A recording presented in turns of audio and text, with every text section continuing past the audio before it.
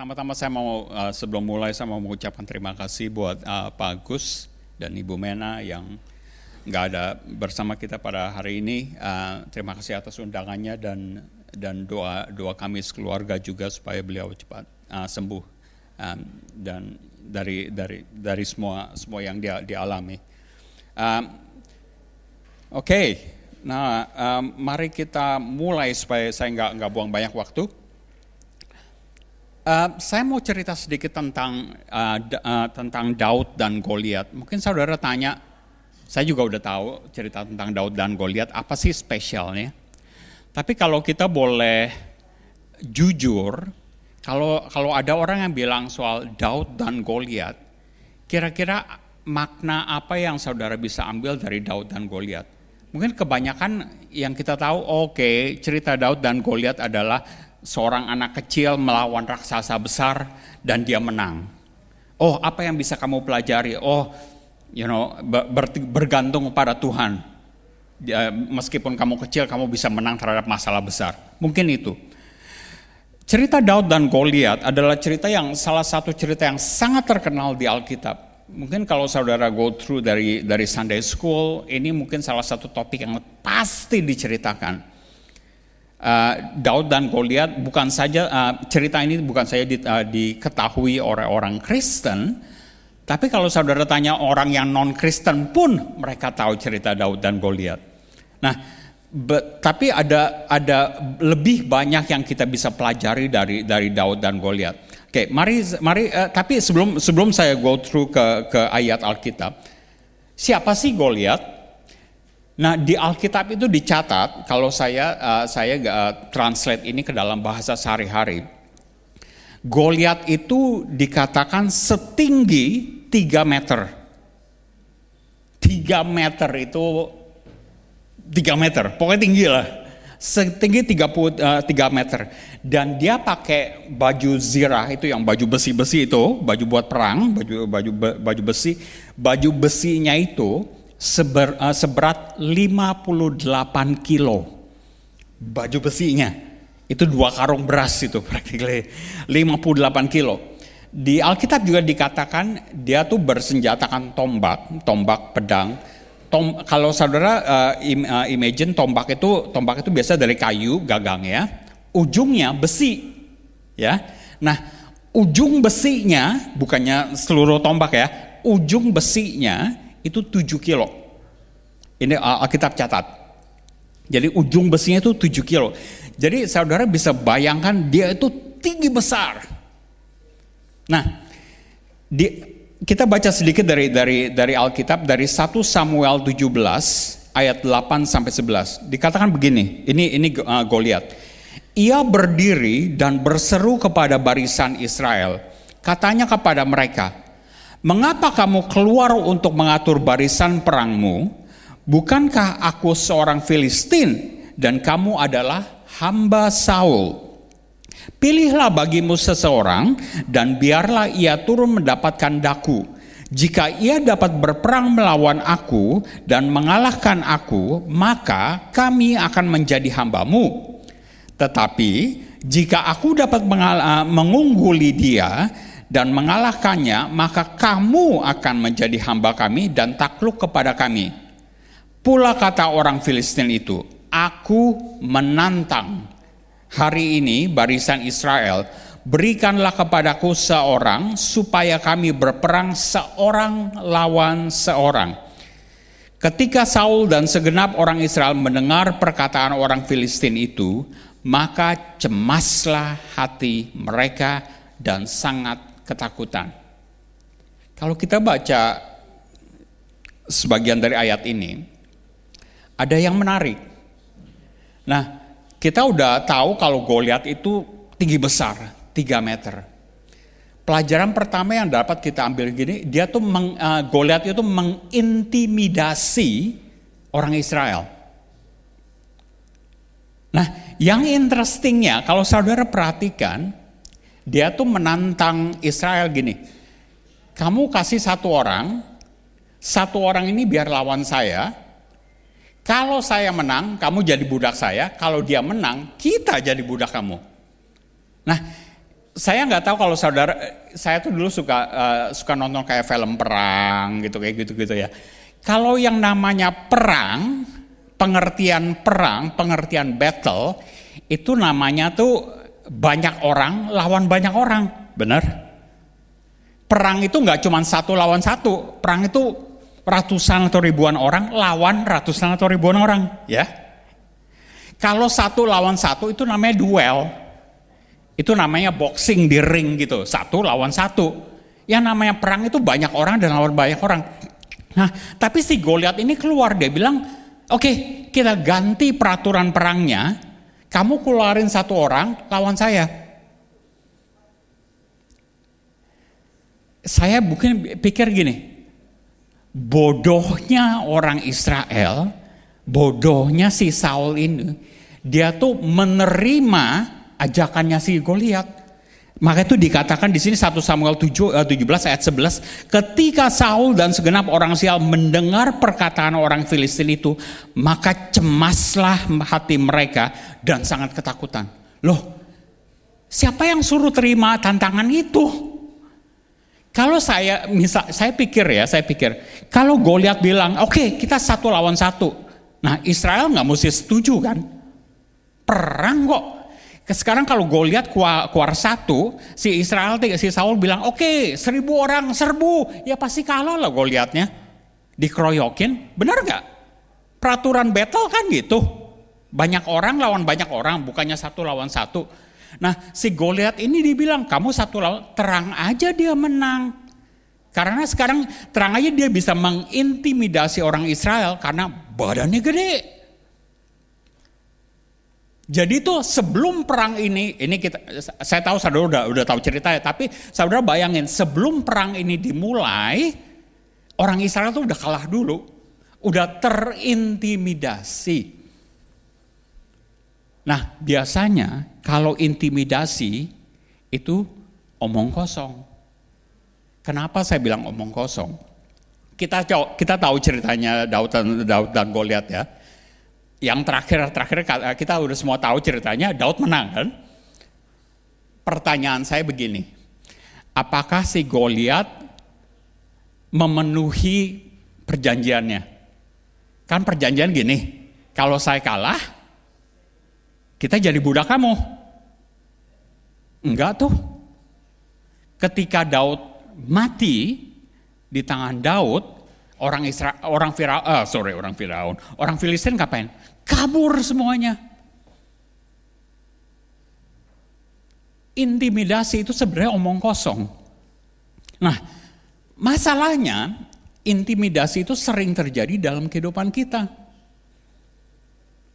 Terutama mungkin kebanyakan dari kita mungkin datang dari Indonesia atau dari negara lain. Mungkin saudara pikir, oke, mungkin bahasa Inggris saya nggak seberapa bagus, saya nggak punya special skill untuk saya pakai di Australia. Mungkin saudara di Indonesia saudara jadi bos, di sini saudara mesti jadi kuli. Saudara terintimidasi oleh environment, oleh keadaan, oleh bos saudara, oleh orang-orang atasan saudara. Mungkin saudara di kantor misalnya, bos bilang, pokoknya saya mau report ini jam 9 pagi besok. Kalau kamu gak kasih report ini, saya pecat kamu. Itu intimidasi. Ngomongnya jam 4 sore hari sebelumnya. Dan akhirnya saudara mesti kerja 1 malaman supaya itu jam 9 pagi bisa kasih reportnya. Apakah segampang itu mecatin orang? Itu intimidasi. Mungkin saudara yang di sekolah gitu, kalau saudara udah ada berkumpul dengan segrup kawan-kawan saudara, mungkin tiba-tiba ada satu orang yang decide, oke, saya mau jadi bully nih. Pokoknya kamu mesti bayarin makan siang saya ya. Kalau kamu gak bayarin makan siang, saya keluarin kamu dari klub kita, dari geng kita. Itu intimidasi. Sering kita yang kerja di Australia di sini, mungkin kalau saudara kerja di kantor atau bagaimana, salah satu culture orang-orang Australia, kalau udah Friday, Jumat sore, ini sebelum COVID ya, saya nggak tahu sudah. Kalau udah Jumat sore, mereka ke bar, ya, ke bar minum-minum. Nah terus saudara nggak bisa minum. Saudara bukan orang peminum. Kenapa? Malah suruh bayarin ya. Nah saudara nggak bisa minum, tapi akhirnya saudara nanti kalau nggak ikut dibilang katanya nggak mau make friends, nggak mau bersosialisasi, nggak mau making network. Saudara terintimidasi oleh lingkungan saudara. Intimidasi itu bisa dari bos saudara, lingkungan, orang tua, atasan saudara. Tapi apa sih yang Alkitab katakan soal intimidasi? Alkitab berkata begini. Di dalam 2 Timotius 1 ayat 7 berkata begini. Sebab Allah memberikan kepada kita bukan roh ketakutan, melainkan roh yang membangkitkan kekuatan, kasih, dan ketertiban. Kalau saudara terintimidasi, itu guarantee itu bukan dari Tuhan. Karena Alkitab berkata, sebab Allah tidak memberikan roh ketakutan, tapi malah sebaliknya, kekuatan. Nah, apa yang kita bisa pelajari kalau kita diintimidasi?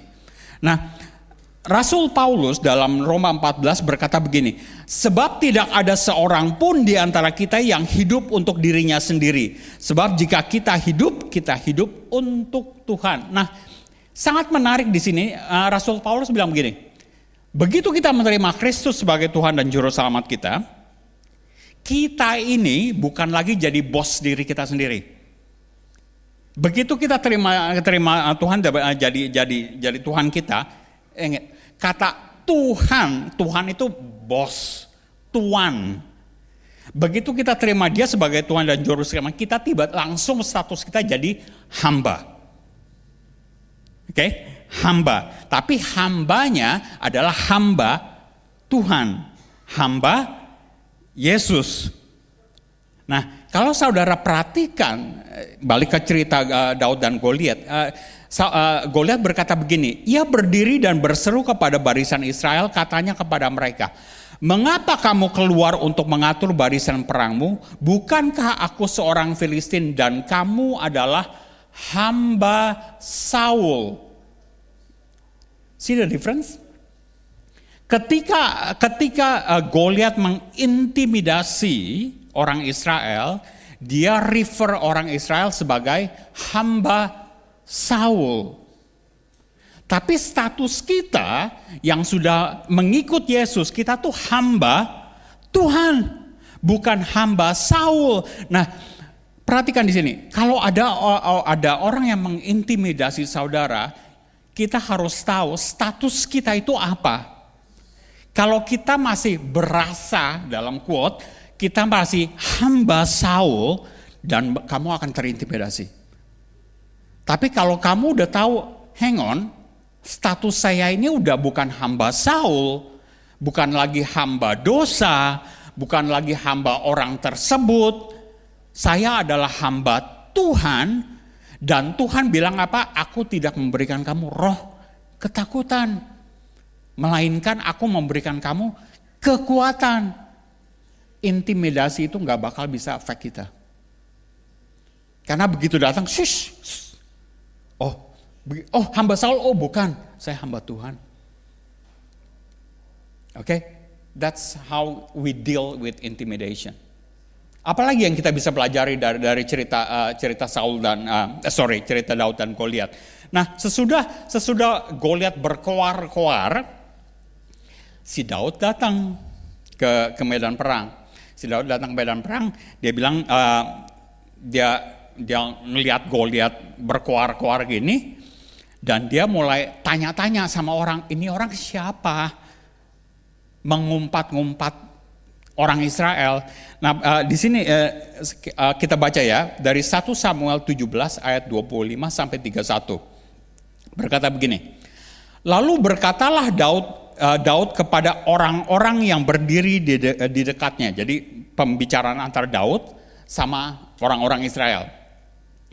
Apakah yang akan dilakukan kepada orang yang mengalahkan orang Filistin itu dan yang menghindarkan cemooh dari Israel? Siapakah orang Filistin yang tak bersunat ini sampai ia berani mencemoohkan barisan daripada Allah yang hidup?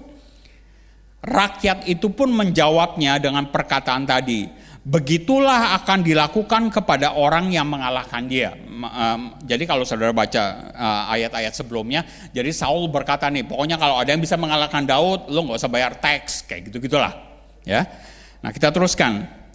Ketika Eliab kakaknya yang tertua mendengar perkataan Daud kepada orang-orang itu, bangkitlah amarah Eliab kepada Daud sambil berkata, mengapa engkau datang dan pada siapakah kau tinggalkan kambing domba yang 2 atau 3 ekor itu di padang gurun? Aku kenal sifat pemberanimu dan kejahatan hatimu. Engkau datang kemari dengan maksud melihat pertempuran. Tetapi jawab Daud, apa yang telah kuperbuat? Hanya bertanya saja. Lalu berpalinglah ia daripadanya kepada orang lain dan menanyakan yang sama. Dan rakyat memberi jawab kepadanya seperti tadi.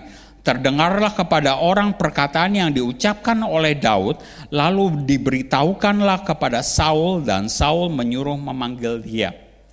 Nah, jadi ceritanya begini. Ketika si Daud datang nih ke medan pertempuran, dia dengar si Goliat berkoar-koar menghina tentara Israel. Si Daud mulai nanya-nanya nih, ini orang siapa? Ini orang siapa? Dia kok menghina tentara Israel? Dan orang Israel bilang, oh dia itu Goliat, raksasa Filistin. Kalau ada yang bisa mengalahkan dia, raja berjanji nggak usah bayar teks, nanti dikasih anaknya jadi istrinya, katanya. Nah, begitu Daud berdialog kepada tentara Israel, perkataan dia dengan itu terdengar oleh Eliab. Eliab itu kakaknya Daud, kakaknya yang paling tua. Kakaknya bilang, di sini dikatakan kalau saudara baca, dia tuh bangkitlah amarah dia, tiba-tiba jadi marah. Daud, kamu ngapain di sini? Lu cuman mau cari tahu aja. Cuman mau cari tahu nih perang lagi bagaimana. Kalau lu di sini, itu yang ngejagain kambing domba di rumah siapa?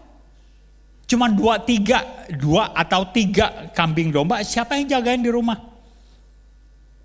Nah, kalau saudara pelajari di sini, poin kedua saya itu adalah untuk bagaimana kita tuh mengatasi diremehkan orang atau di look down by other people. Daud mengalami ini. Nah, interestingly, saudara tahu ceritanya ketika Daud end up melawan si Goliat ya. Dan ketika Daud melawan Goliat, itu Goliat bilang begini sama Daud. 1 Samuel 17 ayat 42 sampai 43. Ketika orang Filistin itu menunjukkan pandangannya ke arah Daud serta melihat dia dihinanya Daud itu karena ia masih muda. Kemerah-merahan dan elok parasnya, orang Filistin itu berkata kepada Daud, anjingkah aku, maka engkau mendatangi aku dengan tongkat? Lalu demi para allahnya orang Filistin itu mengutuki Daud. Saudara perhatikan di sini. Waktu Daud ini grow up, bertumbuh, sebelum dia jadi raja, dia tuh berulang kali diremehkan orang. Kita baru baca ini, ketika Goliat melihat Daud, dihinanya dia. Kamu pikir saya anjing? Orang Israel, kamu nggak ada yang orang lebih baik nih ngirimin saya anak kecil? Dihinanya Daud. Dan Daud tuh bukan hanya dihina oleh musuhnya, kakaknya sendiri menghina dia. Si Eliab marah, dia bilang, kamu ngapain di sini? Siapa tuh yang jaga kambing domba 2-3 ekor di rumah.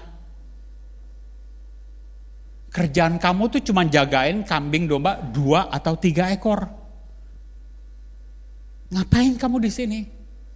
Dan kalau saudara ikuti ceritanya sebelum-sebelumnya, pasal-pasal sebelumnya tuh ada kejadian di mana tuh Samuel datang ke rumah Isai, orang tua Daud, untuk mencari siapa yang calon raja menggantikan Saul. Dan ketika Samuel pertama kali, oke, si Isai kasih, ini loh anak-anak saya. Yang pertama siapa? Eliab. Alkitab katakan gini, ketika Samuel melihat Eliab, dia bilang, ini pasti dia. Dia gagah dan ganteng. Sampai Tuhan bilang, bukan. Sampai Samuel tanya, ini semua anakmu? Oh, masih ada satu di padang, lagi ngejagain domba. Orang tuanya aja nggak nganggep Daud. Samuel bilang bahwa semua anakmu, salah satu dari anakmu bakal jadi raja. Dipanggil semua anaknya kecuali Daud. Karena apa? Mana mungkin sih dia jadi raja? Dia kan tukang jaga kambing. Orang tuanya aja begitu. Saudara bayangkan ketika Daud ini grow up. Sakit hatinya tuh berkali-kali. Nah, kita juga begitu. Sering kali dalam kehidupan kita, terutama kalau saudara udah jadi orang Kristen, itu tuh orang tuh nggak nganggep saudara, diremehkan. Lu ngomong Inggris aja nggak becus. Lu mana bisa sih kerjaan kayak gini? Mungkin saudara kerja di kantor, saudara mungkin udah bisa apa-apa, tapi bos saudara cuma kasih yang itu lagi, bosan. Malah kadang-kadang kalau to be honest, kadang-kadang untuk some workers, mereka tuh lebih tahu banyak daripada bosnya sendiri. Karena bosnya cuma nyuruh doang, gak ngerjain. Yang ngerjain siapa? Ya dianya. Tapi kan bosnya cuma bilang, ya kerjain ini. Atau mungkin saudara di sekolah gitu. Ini guru gua ngajarinnya itu lagi. Saudara udah tahu semua. Tapi diajarin itu lagi. Berapa banyak anak-anak, terutama tuh anak-anak yang bontot, atau terutama anak-anak yang itu, yang selalu tuh berasa seperti ini karena orang tua, tanpa orang tua sadari, orang tuanya itu merendahkan anak bungsunya. Oh, ini ada tugas ini nih. Oh, suruh kakaknya aja yang terbesar, dia tahu, dia lebih pengalaman, dia lebih bisa. Yang kecil masih yang bontot gak usah. Ada responsible apa? Oh, kakaknya aja lebih tahu, lebih bisa. Hati-hati orang tua. Itu tuh akhirnya tuh makanya tuh ada istilah tuh anak bontot tuh selalu kayak di wrap di kantong gitu. Nggak ngapa-ngapain. Karena semuanya kakaknya aja lebih berpengalaman, lebih tua, lebih bisa. Akhirnya apa? Kok saya nggak pernah dikasih apa-apa ya? Nah, orang diremehkan itu banyak, karena reasonnya banyak, tapi kebanyakan tuh karena 2. 1, karena penampilan mereka. Daud ketika Samuel datang, Isai bilang, oh iya, dia cuma jaga kambing. Eliab bilang, oh kamu siapa? Kamu masih kecil. Oh, ada yang melamar pekerjaan. Mungkin I don't know, jadi tradie atau jadi bangunan. Tapi yang melamar kerjaannya pakai dasi, pakai kacamata. Aduh, ini mah mana bisa jadi kerjaan bangunan. Lu jadi accountant aja. Look, we judge people by the book. Siapa bilang orang nggak bisa ngelamar jadi accountant kalau datangnya tuh pakai pakaian tradie? We judge people by the book.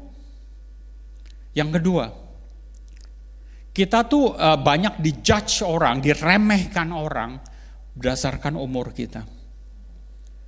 Dia terlalu tua. Dia terlalu muda. Daud terlalu muda. Mana bisa dia jadi melawan Goliat? Daud cuman kerjanya jagain kambing. Kamu udah tua, mana bisa kamu kerjaan kayak gini? Udah waktunya retired. Alkitab bilang apa? Buat kamu yang masih muda, 1 Timotius 4 ayat 12. Janganlah seorang menganggap engkau rendah karena engkau muda. Jadilah teladan bagi orang-orang percaya dalam perkataanmu, tingkah lakumu, dalam kasihmu dan kesetiaanmu, dan dalam kesucianmu. Orang muda dengar itu. Dan mungkin saudara yang udah laule, yang udah orang bilang udah tua. Ayat ini apa yang Alkitab katakan. Ayub 12 ayat 12. Konon hikmat ada pada orang yang tua dan pengertian pada orang-orang yang lanjut umurnya. Maka itu ada istilah orang bilang apa? Semakin tua seseorang, semakin banyak pengalamannya. Jangan pernah menganggap dirimu rendah karena engkau terlalu muda atau terlalu tua. Selama Tuhan masih mengizinkan kamu hidup, kamu ada gunanya. Kita mau belajar bagaimana Daud mengatasi bagaimana kalau orang tuh merendahkan dia. Mari baca dari 1 Samuel 17 ayat 26. Lalu berkatalah Daud kepada orang-orang yang berdiri di dekatnya, apakah yang akan dilakukan kepada orang yang mengalahkan orang Filistin itu dan yang menghindarkan cemooh dari Israel? Siapakah orang Filistin yang tak bersunat ini sampai ia berani mencemoohkan barisan daripada Allah yang hidup? Saudara perhatikan ayat ini. Kalau tadi saya udah ada mention begini, Goliat refer orang Israel sebagai apa? Hamba Saul. Tapi Daud refer dirinya sendiri, dia bilang apa? Kita adalah barisan dari tentara Allah yang hidup. There is a big difference here. Orang bisa menganggap saudara remeh. Kamu hamba Saul. No, saya adalah barisan dari Allah yang hidup. That's how Daud melihat dirinya sendiri. Dan dia nggak cuma sekali doang. Kalau saudara lihat ayatnya, perhatikan benar-benar. Di sini dikatakan ayatnya bilang begini, lalu berpalinglah ia padanya kepada orang lain dan menanyakan yang sama, dan rakyat memberi jawaban kepadanya seperti tadi. Jadi begini ceritanya. Ketika Daud ngomong nih sama satu grup orang tentara, siapa sih orang ini? Dan orang-orang Israel bilang, oh dia tuh Goliat.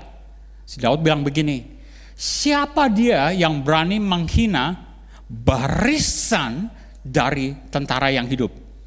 Terus kemudian dia bilang apa? Dia ke orang yang lain, another group. Dan dia, Alkitab katakan dia menanyakan yang sama. Siapa orang ini yang menghina barisan dari tentara Allah yang hidup? Dan dia pindah lagi, terus dia kerjakan itu. What David did, apa yang Daud lakukan, itu ada dia tuh membangun imannya. Setiap kali si Goliat bilang, kamu hamba Saul, dia counter back, aku barisan dari tentara Allah yang hidup. Dia balik ke orang lain lagi, aku barisan. Terus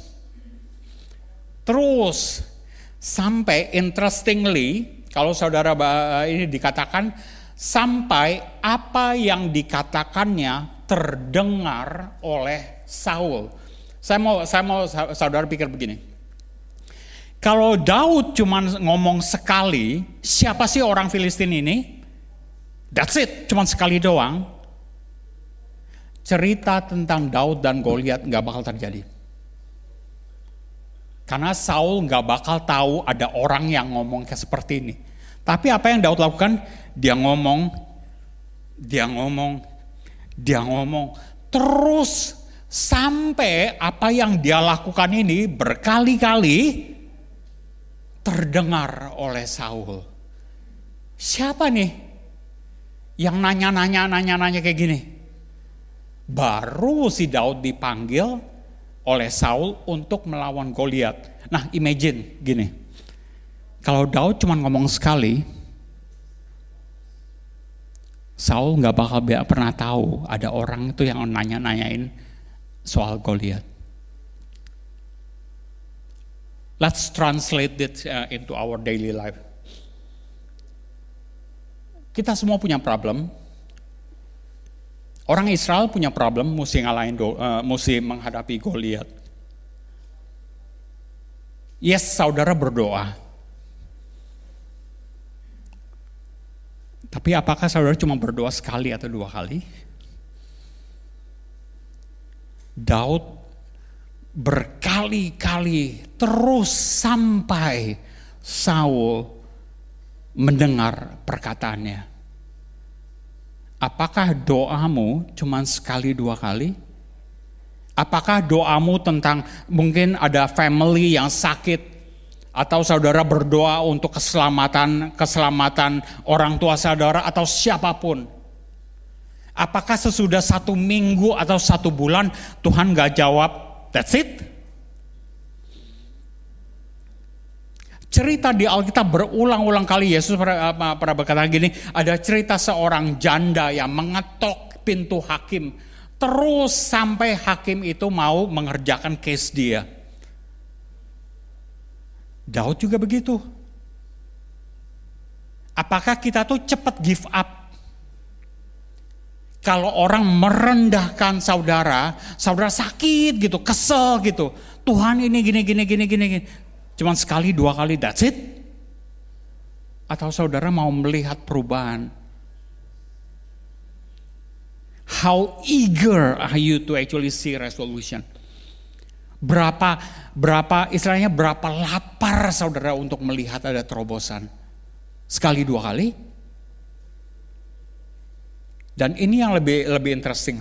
Tahukah saudara, apa yang Daud lakukan bukan hanya saja dia membangun imannya sendiri. Dia membangun iman orang-orang yang dia ngomong. Setiap kali dia bilang, siapa orang Filistin ini? Tidak, dia tuh menghina barisan Allah yang hidup. Dia membangun iman, bukan hanya dia sendiri, orang-orang ini.